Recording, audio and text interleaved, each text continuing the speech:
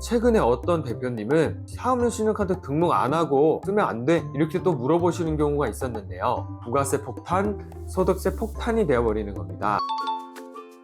사업하시는 분들이 가장 많이 신경 써야 하는 게 바로 경비 처리거든요. 근데 경비 처리는 증빙을 받아야 할 수 있다는 거 알고 계신가요? 이때 매입 증빙은 법인 사업자, 개인 사업자분들 모두 상관없이 똑같습니다. 세금 계산서, 신용카드, 체크카드, 현금 영수증, 일반 영수증 전부 매입 증빙이 되는데요. 여기서 알아두셔야 하는 게 일반 영수증을 빼고는 전부 적격 증빙이라고 부른다는 겁니다. 적격 증빙 처음 들어보시죠? 쉽게 말하면 세금 계산서 우리 발급하면 부가세가 10% 붙잖아요. 그렇게 부가세 신고할 때 반영되는 증빙들이 바로 적격 증빙이라고 보시면 되세요. 사업자 카드와 법인 카드는 또 무엇이 다르냐? 이런 거 많이 궁금해 하시죠? 내가 하는 사업자가 법인이냐 개인 사업자냐, 이것이 바로 카드가 법인 카드냐 사업자 카드냐가 달라지는 걸 얘기하는 겁니다. 개인의 경우 사업용 물품을 구입하는 데 사용하는 신용카드를 국세청 홈택스 홈페이지에 등록하도록 되어 있는데, 이를 사업용 신용카드 등록제도라고 부릅니다. 법인은 국세청 홈택스에 따로 등록하지 않아도 자동으로 사업용 신용카드로 국세청 홈택스에 조회가 가능하고요. 사업용 카드 등록이 한 개만 가능한가요? 이런 질문을 주시는 분들이 많이 있어요. 사업용 신용카드는 등록하는 개수 제한이 없습니다.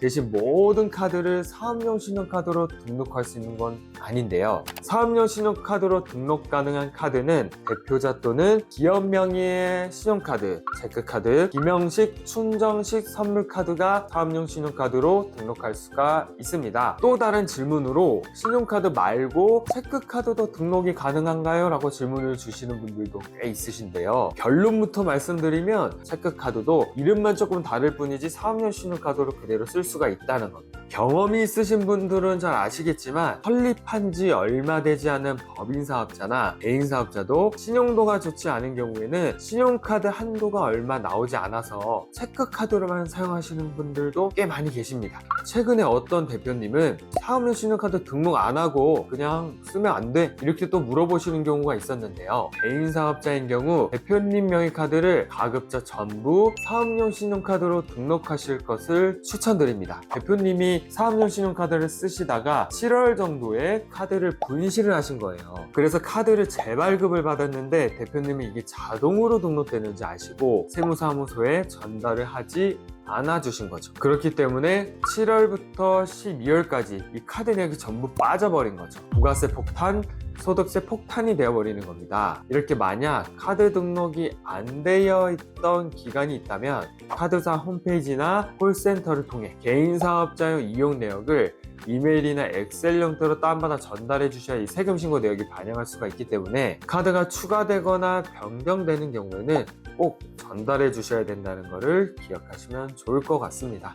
사업용 신용카드를 이용해서 세금을 아끼는 꿀팁도 있는데요. 사업용 신용카드 사용 내역은 국세청 홈택스의 빅데이터와 내부 시스템을 통해 분석이 된다는 거 혹시 알고 계신가요? 휴일이나 주말 사용분, 병이원 사용분, 개인적 지출 목적의 사용분에 대해서는 별도로 분류가 되고 이 내역이 부가세 신고할 때나 소득세 신고할 때 세금 신고 참고 자료로 제공이 된다는 것을 세무대리인들은 다 알고 있습니다. 따라서 사업용 신용카드를 올바르게 쓰지 않으면 세금 폭탄 맞는다고 제가 많이 말씀드렸죠. 이 카드 내역이 분석이 돼서 세무조사 대상에 선정이 되거나 불성실 신고 대상자로 분류되어 문제가 될 수 있기 때문에 유의하셔야 됩니다. 사업용 신용카드 사용문 중에서도 부가세 신고를 할 때 매입세 공제라고 해서 부가세 공제를 받을 수 없는 항목들이 또 있는데요. 부가세 공제를 받지 못하는 대상으로는 사업과 직접 관련이 없는 지출이거나 기업 업무 추진비 또는 이와 유사한 지출, 그리고 면세 사업자와 관련된 지출들은 부가세 공제를 받을 수가 없습니다. 또한 미용 목적의 병이원, 약국 같은 곳에서 쓰신 거, 사업장과 너무 원거리에서 이런 여행지 등에서 사용한 지출은 부가세뿐 아니라 소득세나 법인세 신고할 때 경비 처리 대상에서 제외되기 때문에 우리 세금 신고할 때 반영할 수 없다라는 겁니다. 따라서 사업용 신용카드를 이용해서 세금을 아끼려면 지출이 각각 어떤 항목으로 우리 장부에 반영이 되는지 먼저 대표님들께서도 좀 아셔야 되는데요. 먼저 첫 번째, 우리 접대비라고 해서 이번에 업무 추진비라고 해서 이름이 좀 변경이 됐는데, 이 업무 추진비는 우리가 거래 상대방이나 고객과 같이 특정인에게 접대비, 사례비와 같이 명목에 상관없이 업무상 목적으로 지출한 경비를 말합니다. 이런 업무 추진비 관련 지출은 부가세 공제를 받을 수는 없지만 경비 처리는 중소기업 기준으로 연간 3,600만 원에서 매출액의 일정 비율을 가산해서 한도에 적용을 받습니다.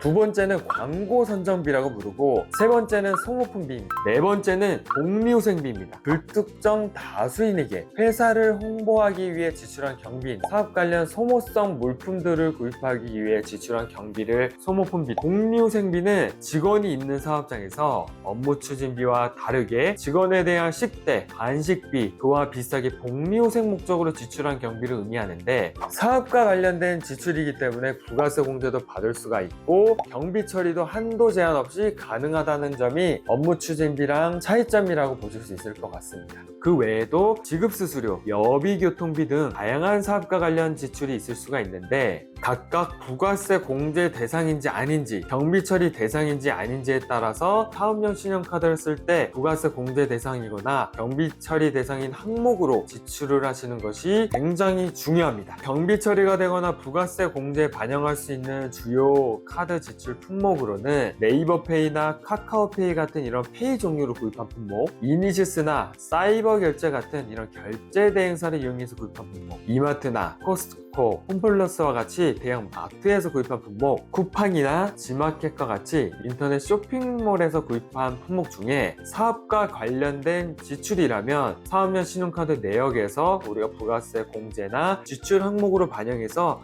우리가 절세가 가능하다는 거, 이 부분 꼭 기억하시면 좋겠습니다. 오늘 내용을 요약하자면,